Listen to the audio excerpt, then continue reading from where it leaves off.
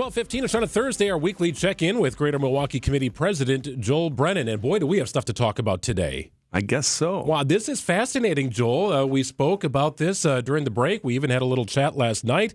The field of candidates for the next governor of the state of Wisconsin could be growing. Article written by Dan Bice today. But we have you in studio for your first public comment since this news broke. What is leading you to consider the opportunity to run for governor? Well, first of all, I appreciate every week getting a chance to be with you guys, and I would never step away from that. If I end up doing this, it probably wouldn't be in either of our best interests for me to do this every week, although as a candidate I'd love to. But for now, we'll talk about just why I would consider this and the process I've been going through. You know, as you said, I was the top appointed cabinet official for Tony Evers for 3 years, and I got a chance to view what was going on in Madison. And really, that's part of a career that I've had over the last 35 years that has been a series of additional leadership opportunities and ways that I thought I was giving back to my community and to a state that I love. And we're at a point now, I think, where you can either be comfortable in what you're doing or you can step up and kind of get in the game. You guys just reported that we're finally getting back to work at the federal level after the longest shutdown in the history of our country. There were 700,000 people who rely on food share and SNAP in Wisconsin for whom those benefits were delayed for the better part of 2 weeks before Governor Evers was able to step in and make sure that they got those resources that allowed them to feed their families. Like, there are huge issues that we have to deal with. And if people who I think go into things for the right reasons and aren't about grievance and aren't about vengeance in government, if those of us just stand on the sidelines forever, then we're going to keep getting what we have gotten. And that's not acceptable to me. Wisconsin's in a place where, because of changes in the legislature and where things are going, we can be on the offensive and we can do some things. And so that's why I take it very seriously and why I'm considering it very seriously. But I'll tell you from a process standpoint, where this starts is a conversation I had with my wife and with my family. Like, that's the way, these are intensely personal things when you're doing this. And when I brought the notion up to my wife, and we've discussed this over the last couple of months, her response in some ways was, well, why wouldn't you? And I love her for many reasons, but I think part of the where that comes from with her is you have had a career where you have done all these things and been able to do things at the local level, worked at the federal level, done things in the state of Wisconsin, and been able to make connections around the state. And I think that provides an opportunity and an option. It may be an option that's not already in the field of candidates, and there are lots of people in the field already. All of them are my friends, people I know, people I've worked with. And so the consideration of this is something I do very seriously. I'm 55 years old. We have 2 kids in college, and it's not something I would just do as a, boy, that sounds like fun, because we all know that it can be fun. Winning is fun, but the process is not always fun. And there's lots of things about both governing and running for office now that you put yourself at risk. And so that's the process that I'm in right now. And I haven't had a lot of comments to people in the media about it, because my currency in this community and the state is relationships, and I've spent a lot of time working on them over the years. And so what I've done is talk to people a lot of whom are here in Milwaukee, and people I've worked with around the state, to see whether there is a lane for somebody who brings the experience that I would bring. And, that provides an option in what is already a crowded field. So that's what I'm wrestling with right now, and what I'll do for another couple of weeks before I decide whether I'm going to do this and throw my hat in or not. So, Joel, you are seriously considering a run for governor, but have not made the decision yet. What questions do you need answered yet before you make a decision, or what answers do you need to hear in order to say yes? So, I think the questions are, is there a viable path? The article that you referenced today had some unnamed Democratic strategist, somebody who I probably know, who works in the community, say, I don't really know what his path is. And there are plenty of people who would have that opinion. There are those who I have talked to both locally and in various parts across the state. And frankly, it's been a little surprising to hear that they think that amongst the field that I would offer some things that maybe aren't there, and that, for what is very important for everybody in the Democratic Party is who could win and then who could do the job. That I bring some things that might be valuable toward that, but that's the fundamental question to answer. And the other sub-questions to that are about resources. Can you get the resources? Can you create an organization that allows an opportunity to get known in various places around the state. I think that I have things on my resume that make me capable and qualified to do the job, but this is not a job application, or it is the most public job application, and you need to have people know more about you, and I am not well known around the state. A lot of what I have done has been without a lot of fanfare, and I think that's part of who I am, and part of this is stepping into that and trying to embrace that, and that's the other thing that I kind of got to wrestle with here. You know, looking at the list of Democratic candidates, Joel, I would argue that most are not well known around the state. Josh Call probably was the most well known, and then he pulled out. Is that part of the calculus here, that one of the more well-known names in the state is out of it now? And, you know, you're kind of in a similar boat as David Crawley and others that are looking to run? Yeah, I guess there's some of that. You know, we were talking, I think, earlier about this. Like, I was surprised. I walked in here a couple of months ago, you know, and you guys said, hey, did you see what came over the wire, that Tony Evers is not running again? Right. That was a surprise to me because, you know, for 6.5 years, the governor has, and I was with him for some of that time, and I think we've done a lot of stuff that has been admirable and gotten us to a better place as a state. But a lot of what he has done, to be honest with you, is play defense to a legislature that had a very strong majority, almost a veto-proof majority in the state Senate, and a large majority of Republicans in the Assembly. And so a lot of what he was doing was standing in the way of things that he thought, and I tend to agree with him, were things that could be harmful to residents in our state. But with the changes in the state Supreme Court, the changes in the legislative maps, we're at a point where in a 50-50 state, we're going to have virtually a 50-50 legislature. And so governing and finding ways to make progress is going to be very different than what's happened over, frankly, the last 15 years, where you've had, you know, districts in the state that the people who are running in those districts kind of chose who were going to elect them instead of who the voters being able to choose who they were going to elect. And so that, I think, is an exciting prospect. And so I thought he was going to run. I thought Josh Call, who was a sitting state office holder, you know, he had thoughts about doing this. And I'll tell you, part of my thinking there is I was the campaign manager for Tom Barrett when he ran for governor in 2002, 24 years ago.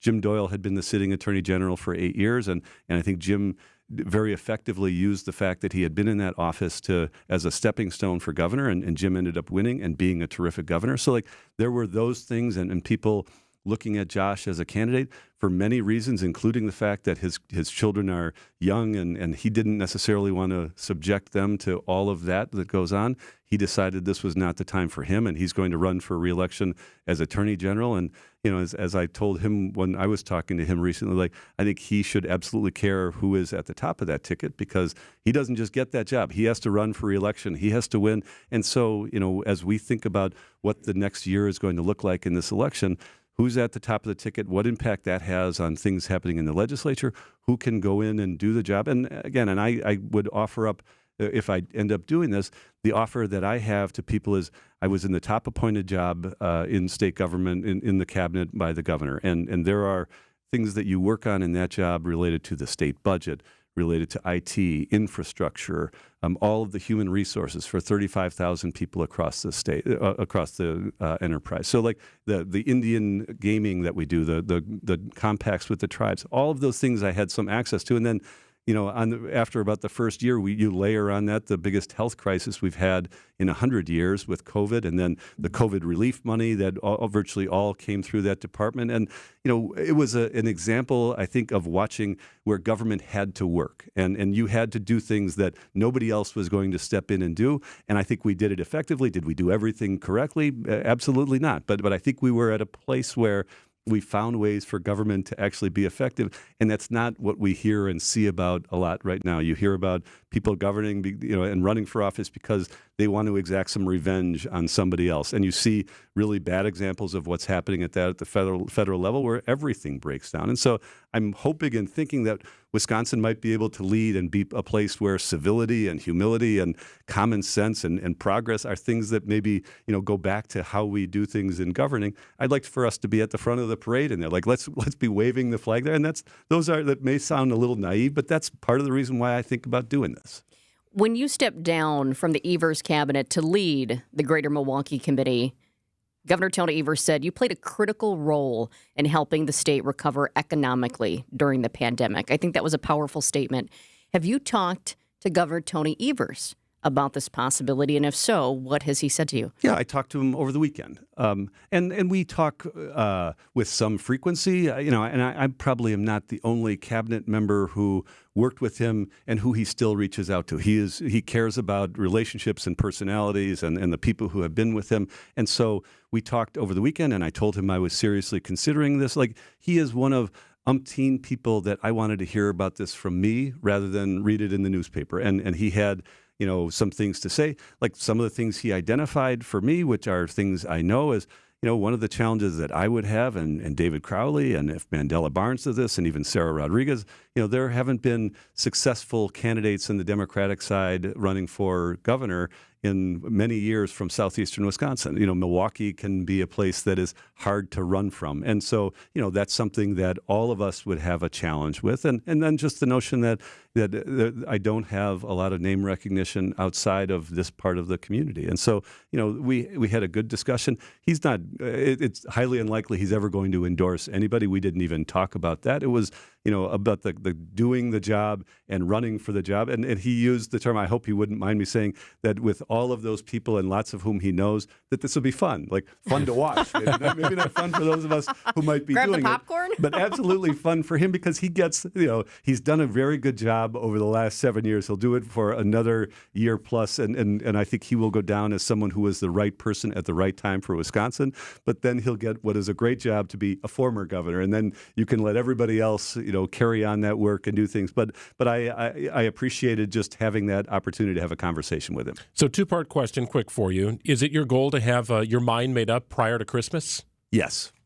If I do this, I will decide in the next few weeks, and I will launch at some point early in December, and off I will go for the next 9 months. Unless something materially changes, that would be my expectation and what we do in the next few weeks. And then the follow-up is it really, if you're going to power rank the things that you need to get sorted out, is funding near the top of that list or maybe at the top of that list? And maybe that's what the next few weeks are really about, trying to figure out how to finance a potential campaign. Absolutely. I don't know. Maybe you guys, because of the jobs you have, you don't get the text messages and emails that every candidate who's running for every office. We get some. We get them. So you still get that, them. and I will guarantee you that will hit a crescendo heading up till the end of December, because there is a report that would be due at the end of December where everybody has to say, hey, here's what we have raised and spent, and here's how much we have left. And if I get into this, part of the thing that I would have to do is, in very short order, try to make up some ground on those who have been in the race for a longer period of time and establish that I am viable because of the